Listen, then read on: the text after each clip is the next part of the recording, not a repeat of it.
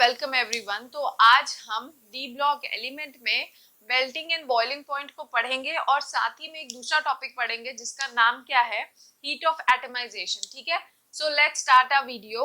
अब देखो, melting point and boiling point को समझने के लिए तुम्हें सबसे पहले क्या पता होना चाहिए, मेटालिक बॉन्डिंग। ठीक है, यहाँ पे डी ब्लॉक एलिमेंट में अगर तुम्हें मेल्टिंग एंड बॉइलिंग पॉइंट समझना है ना, तो तुम्हें मेटालिक बॉन्डिंग अच्छे से समझ आना चाहिए। तो तुम्हें मेल्टिंग पॉइंट और बॉइलिंग पॉइंट और हीट ऑफ एटमाइजेशन बहुत अच्छे से समझ आ जाएगा। ठीक है, तो सबसे पहला हमारा कंसर्न या फोकस क्या है, क्या समझना है हमें, मेटालिक बॉन्डिंग। ठीक है, तो देखो जैसे कि हमें पता है कि जो डी ब्लॉक एलिमेंट्स होते हैं, जो डी ब्लॉक एलिमेंट होते हैं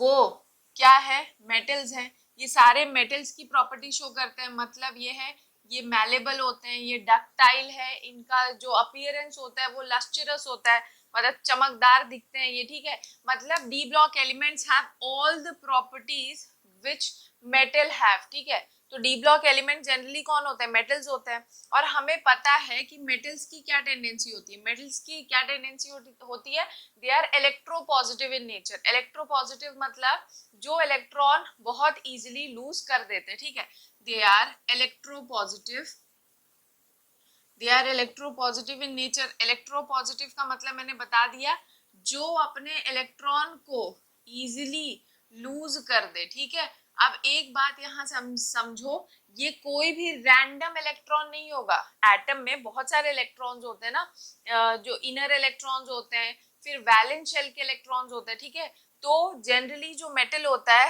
वो उस इलेक्ट्रॉन को लूज करता है जो वैलेंस इलेक्ट्रॉन होता है। ठीक है, तो ये बात तुम्हें याद रखनी पड़ेगी, they easily lose valence electron. ठीक है, तो अब हमें ये चीज समझनी है। जैसे कि मैं एक एग्जांपल से समझाती हूँ। ठीक है, जैसे तुम जानते हो सोडियम।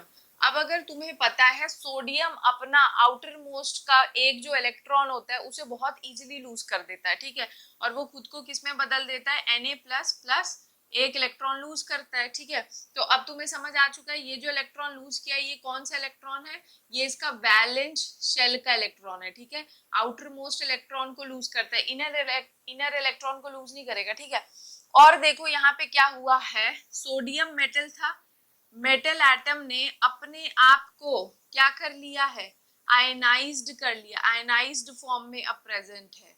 ठीक है, इलेक्ट्रॉन लूज करने के बाद, इलेक्ट्रॉन लूज करने के बाद कोई भी मेटल एटम आयनाइज्ड फॉर्म में बदल जाता है और साथ में उसके क्या होता है, एक इलेक्ट्रॉन प्रेजेंट होता है। ठीक है, तो यहाँ पे मैंने तुम लोगों को सिर्फ एक सोडियम एटम की बात की है। ठीक, लेकिन बेटा खुद सोचो, अगर मैं एक सोडियम मेटल के पीस की बात करूं, ठीक है, क्रिस्टल लैटिस की बात करूं, तो उस सोडियम मेटल के क्रिस्टल लैटिस में क्या होगा, जैसे अगर ये क्या है, एक सोडियम का क्रिस्टल लैटिस हमने लिया। ठीक है, तो तुम्हें पता है यहाँ पे बहुत सारे सोडियम एटम प्रेजेंट होंगे ना, सिर्फ एक सोडियम का एटम थोड़ी ना प्रेजेंट होगा।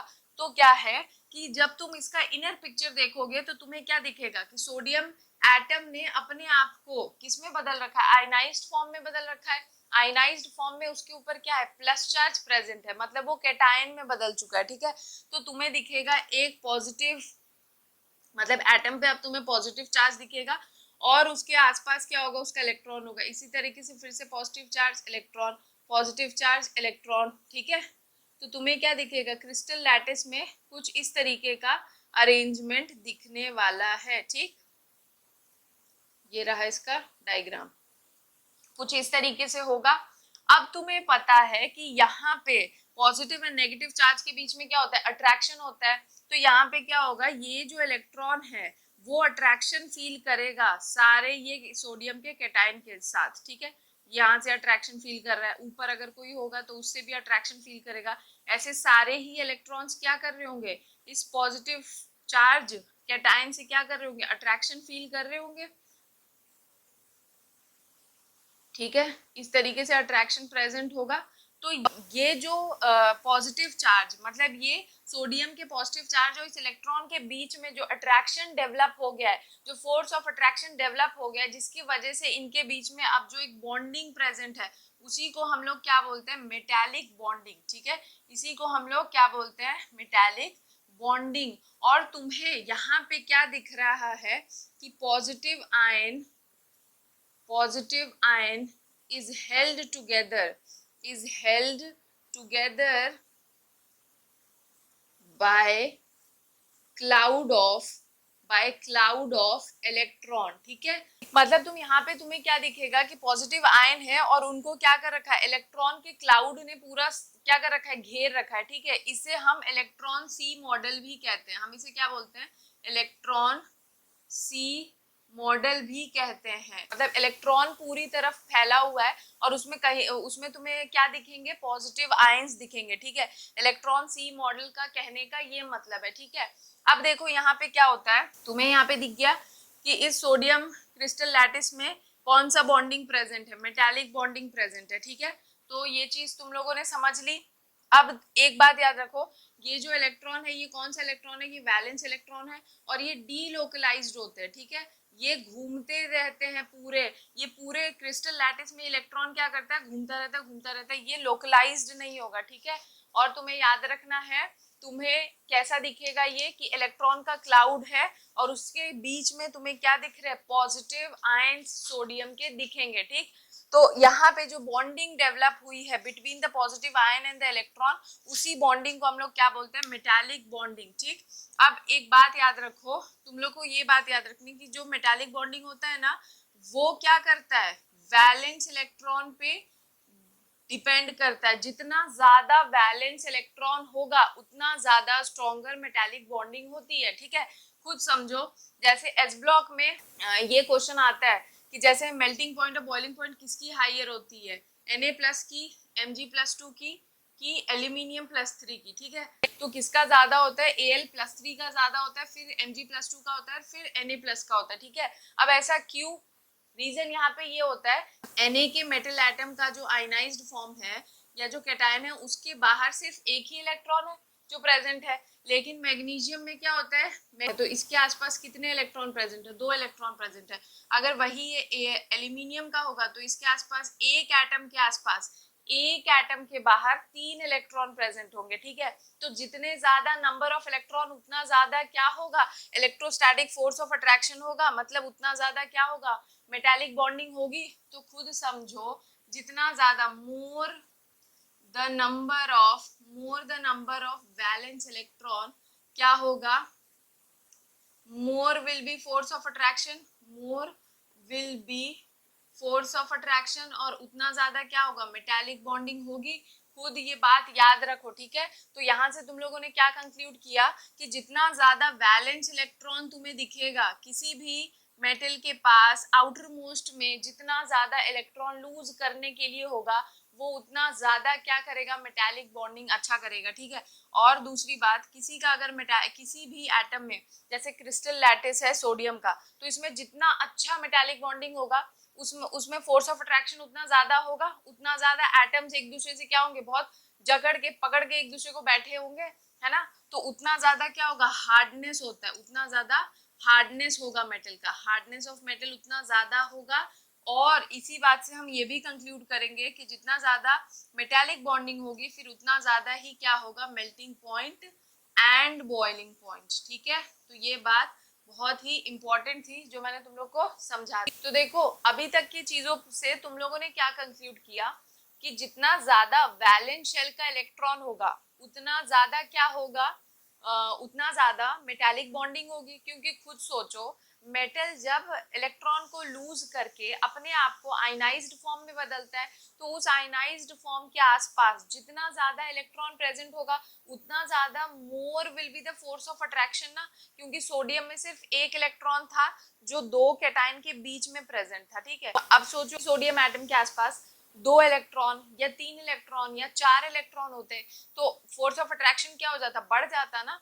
तो इसी वजह से जितना ज्यादा वैलेंस शेल इलेक्ट्रॉन होगा, जितना ज्यादा वैलेंस शेल इलेक्ट्रॉन प्रेजेंट होते हैं लूज करने के लिए, मेटालिक बॉन्डिंग क्या होती है, उतनी ज्यादा हाई होती है। ठीक है, और अगर मेटालिक बॉन्डिंग हाई होगी तो क्या हाई होगा, सोचो खुद से, हार्डनेस होगा उस मेटल में क्योंकि फोर्स ऑफ अट्रैक्शन ज्यादा है, हार्डनेस ज्यादा होगा तो उसी मेटल को मेल्ट करने के लिए हाई टेम्परेचर देना पड़ेगा, तो इसी वजह से उसका melting point and boiling point भी क्या होता है, हाई होता है। ठीक है, तो ये बातें मैंने तुम लोग को समझा दी। ठीक, अब तुम लोगों को यहाँ पे क्या समझना है, हमें अब यहाँ पे डी ब्लॉक एलिमेंट्स के रेफरेंस से चीजें समझनी है ना। तो डी ब्लॉक एलिमेंट में तुम्हें पता है कि हमें मतलब किससे होता है, mainly NS and N-1d orbital, हम लोगों ने इन्हीं दोनों पे स्टडी की है। तो क्योंकि इन दोनों की एनर्जी क्या होती है, सेम होती है, एनर्जी सेम होने के वजह से they together constitute they together constitute they together form valence shell, they together constitute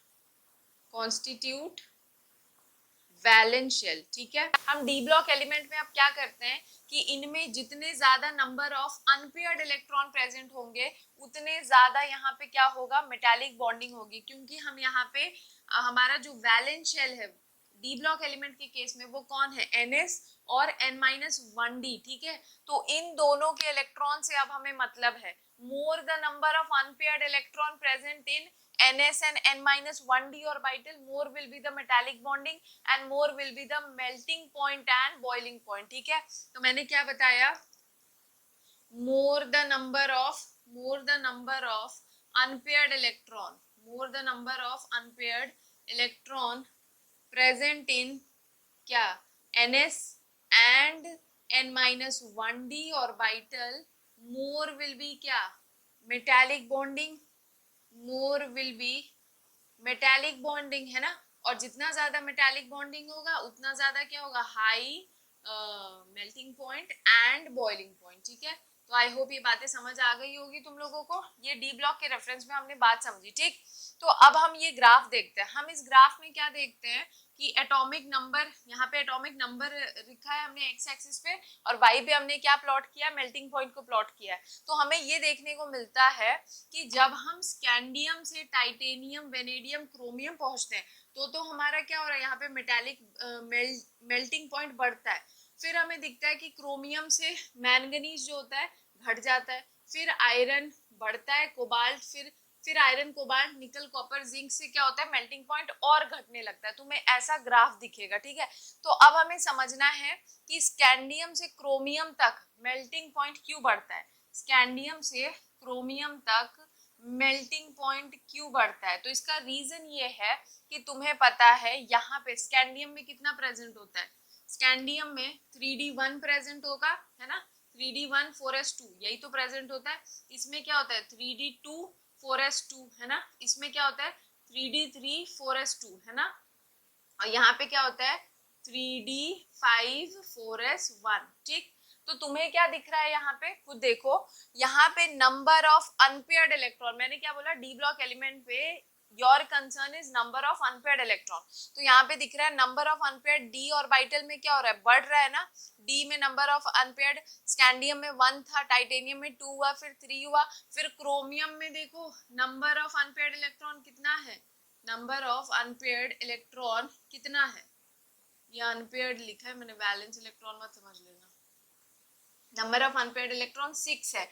तो क्योंकि क्रोमियम में maximum number of unpaired electron होता है, इसलिए क्रोमियम का मेल्टिंग पॉइंट सबसे हाई होता है 3D सीरीज में। ठीक है, 3D सीरीज में मैंने बोला, तो यही रीजन है मेल्टिंग पॉइंट बढ़ने का, नंबर ऑफ अनपेयर्ड इलेक्ट्रॉन बढ़ता है। ठीक है, जिसमें कि याद रखना क्रोमियम का जो melting point and boiling point होता है वो सबसे हाईएस्ट होगा because of maximum number of unpaired electron. ठीक है, ठीक, अब तुम देखो आयरन, कोबाल्ट, निकल, कॉपर, जिंक जब जाओगे तो नंबर ऑफ अनपेयर्ड इलेक्ट्रॉन क्या होता है, घटता है, नंबर ऑफ अनपेयर्ड इलेक्ट्रॉन क्या होता है, घटने लगता है। तो क्योंकि नंबर ऑफ अनपेयर्ड इलेक्ट्रॉन घट रहा है तो इसी वजह से यहाँ पे क्या होगा, melting point and boiling point भी क्या होता है, घटता है। ठीक है, एक बात याद रखना, अब ये तो तुम लोग कर सकते हो ना यार, जब इसको फिल करोगे तो तुम्हें खुद ब खुद दिख जाएगा कि यहाँ पे नंबर ऑफ अनपेयर्ड इलेक्ट्रॉन क्या हो रहा है, कम हो रहा है। जिंक का सबसे कम होता है क्योंकि तुम्हें पता है जिंक का कॉन्फ़िगरेशन क्या होता है, जिंक का कॉन्फ़िगरेशन क्या होगा 3d10 4s2।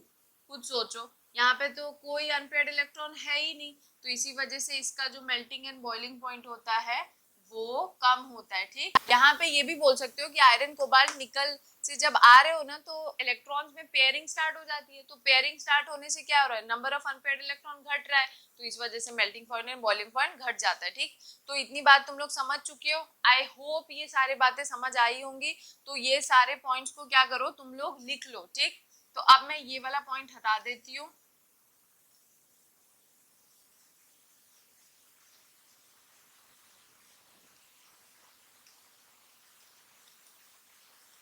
अब देखो यहाँ पे मैंने कुछ चीजें लिखी हैं, वो क्या है, जिंक किसका कौन सी सीरीज में लाइक करता है, 3D सीरीज में, कैडमियम 4D सीरीज में, मरकरी 5D सीरीज में। ठीक है, तो एक बात याद रखना, जिंक हमें पता है 3D सीरीज में सबसे इसका लो मेल्टिंग पॉइंट होता है, क्यों, रीजन मैंने बता दिया। तो उसी तरीके से कैडमियम एंड जिंक का भी अगर तुम कॉन्फ़िगरेशन देखो तो इनका जो डी है वो क्या है, फुल्ली फिल्ड है। तो क्योंकि इनका जो डी होता है, डी ऑर्बिटल फुल्ली फिल्ड होता है, डी ऑर्बिटल फुल्ली फिल्ड है, इसी वजह से इनका जिंक, कैडमियम और मरकरी का मेल्टिंग एंड बॉइलिंग पॉइंट क्या होता है, कम होता है। ठीक है, ये बात बता दिया मैंने। अब देखो मैंने क्या लिख रखा है, अब तुम्हें समझना है, जैसे मैंने बताया ना क्रोमियम में maximum number of unpaired electron होते हैं, इसलिए 3D सीरीज में क्रोमियम का melting point and boiling point सबसे हाई होता है, सबसे हाई होता है। वैसे ही जब डाउन द ग्रुप बढ़ोगे, डाउन द ग्रुप जा रहे हो ना तुम बेटा, तो डाउन द ग्रुप जाने में क्या होगा, खुद सोचो, मॉलिब्डिनम, जैसे तुम क्रोमियम से मॉलिब्डिनम से टंगस्टन आए है ना, तो तुम क्या कर रहे हो, यहाँ पे देख रहे हो डाउन द ग्रुप जा रहे हो, डाउन द ग्रुप जाने पे क्या होगा, शेल बढ़ता है। अब शेल बढ़ने से क्या होगा, खुद समझो, अगर शेल बढ़ रहा है, जैसे अब नीचे जाने पे शेल बढ़ रहा है, तो शेल बढ़ने से क्या होता है, जैसे जैसे शेल बढ़ता जाएगा तो जो आउटर मोस्ट वैलेंस इलेक्ट्रॉन है, जिससे हमें मेटालिक बॉन्डिंग में मतलब है, वो वैलेंस इलेक्ट्रॉन क्या होता है, शेल के बढ़ने से डाउन द ग्रुप में उसका डिस्टेंस जो होता है न्यूक्लियस से बढ़ता जाता है। तो न्यूक्लियस से अगर डिस्टेंस दूर होता जाएगा तो इस न्यूक्लियस का इस वैलेंस इलेक्ट्रॉन पे जो होल्ड होता है वो क्या होगा, कम हो जाएगा। अब अगर होल्ड कम हो जाएगा तो तुम हल्की सी भी एनर्जी दोगे तो ये अपने इलेक्ट्रॉन्स को इजीली लूज कर देते हैं। तो खुद सोचो बेटा, मेटालिक बॉन्डिंग में जो इलेक्ट्रॉन इन्वॉल्व होता है वो कौन सा इलेक्ट्रॉन इन्वॉल्व होता है, वैलेंस इलेक्ट्रॉन। क्यों, क्योंकि वैलेंस इलेक्ट्रॉन जो होता है सबसे आउटर मोस्ट इलेक्ट्रॉन होता है, उसका होल्ड न्यूक्लियस से, मतलब बाकी इलेक्ट्रॉन के कंपैरिजन उस पे जो न्यूक्लियस का असर होता है, होल्ड होता है, वो क्या होता है, कम होता है।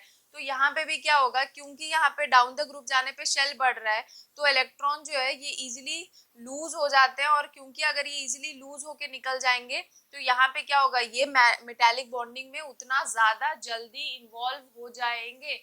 ये भी बात याद रखना है कि मेटालिक बॉन्डिंग में जो भी एलिमेंट इलेक्ट्रॉन को जितना ज्यादा जल्दी लूज करेगा ना वो उतना अच्छा मेटालिक बॉन्डिंग करता है। ठीक है, तो इसी वजह से क्या है कि डाउन द ग्रुप जब तुम जाते हो 3D सीरीज से 5D सीरीज की तरफ, तो क्रोमियम से ज्यादा मॉलिब्डिनम का होता है, और उससे ज्यादा टंगस्टन का मेल्टिंग एंड बॉइलिंग पॉइंट होता है। ठीक है, टंगस्टन का melting and boiling point something 3400 degree centigrade होता है, जो कि बहुत ही ज्यादा टेम्परेचर होता है। ठीक है, खुद सोचो, हम लोग के 40-50 डिग्री सेंटीग्रेड पे तो पसीने निकल आते हैं, तो यहाँ देखो 3400 डिग्री सेंटीग्रेड कितना हाई टेम्परेचर है। ठीक है, अब हमें एक रीजन समझना है कि यहाँ पे देखो, जब तुम क्रोमियम से मैंगनीज जा रहे थे तो तुम्हें दिखा कि मैंगनीज का जो मेल्टिंग एंड बॉइलिंग पॉइंट होता है, मेल्टिंग एंड बॉइलिंग पॉइंट, वो क्या हो जाता है, कम हो जाता है।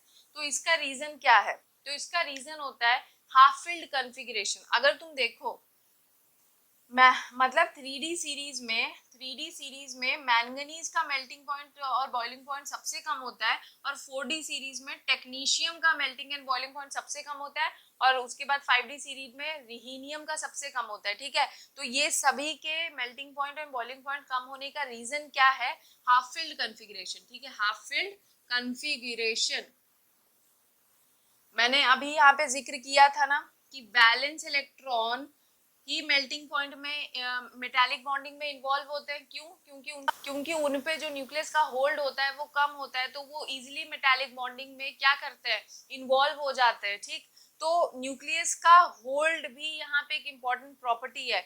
जब हम हाफ फील्ड कॉन्फ़िगरेशन देखेंगे तो हाफ फील्ड कॉन्फ़िगरेशन में क्या होता है, हाफ फील्ड कॉन्फ़िगरेशन क्योंकि यहाँ पे स्टेबिलिटी प्रोवाइड कर रहा है, क्योंकि यहाँ पे स्टेबिलिटी प्रोवाइड करता है, तो स्टेबिलिटी प्रोवाइड करने की वजह से जो यहाँ पे न्यूक्लियस का जो न्यूक्लियर चार्ज होता है ना वो बढ़ जाता है। अगर न्यूक्लियर चार्ज बढ़ेगा तो hold on outer most electron, hold on outer most electron वो क्या हो जाता है, वो बढ़ जाता है। अब अगर आउटर मोस्ट इलेक्ट्रॉन पे होल्ड बढ़ जाएगा तो वो जो आउटर मोस्ट इलेक्ट्रॉन जिसको मेटालिक बॉन्डिंग में इन्वॉल्व होना था वो आएगा ही नहीं। जब वो पार्टिसिपेट ही नहीं करेगा मेटालिक बॉन्डिंग में तो यहाँ पे क्या होगा, weak metallic bonding, weak metallic bonding होती है, जिसकी वजह से melting point and boiling point क्या होता है, घट जाता है। ठीक है, तो बस ये सब पॉइंट्स है जो तुम लोग को याद रखने हैं। तो देखो यहाँ पे मैंने तुम लोगों को समझा दिया क्या, melting point and boiling point metallic bonding से रिलेट करके।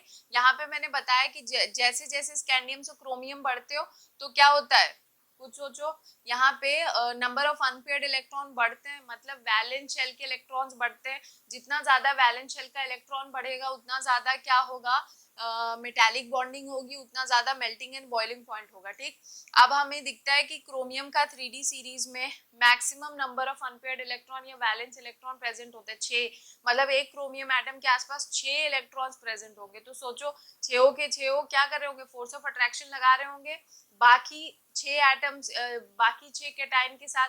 तो यहाँ पे क्योंकि इलेक्ट्रॉन के बैलेंस इलेक्ट्रॉन बढ़ता है तो इसी वजह से मेटालिक बॉन्डिंग बढ़ती है, तो मेल्टिंग एंड बॉइलिंग पॉइंट बढ़ता है। ठीक है, तो वही केस जब हम उसी के ग्रुप में डाउन जाएंगे तो मॉलिब्डेनम का क्रोमियम से ज्यादा होता है, मॉलिब्डेनम से ज्यादा टंगस्टन का होता है। ठीक है, क्योंकि यहाँ पे क्या हो रहा है, शेल का नंबर बढ़ता है, शेल का नंबर बढ़ने का मतलब क्या, आउटर मोस्ट इलेक्ट्रॉन पे, आउटर मोस्ट इलेक्ट्रॉन जो है वो न्यूक्लियस चार्ज को वो कम से कम फील करता है क्योंकि डिस्टेंस उसका न्यूक्लियस से बढ़ जाता है।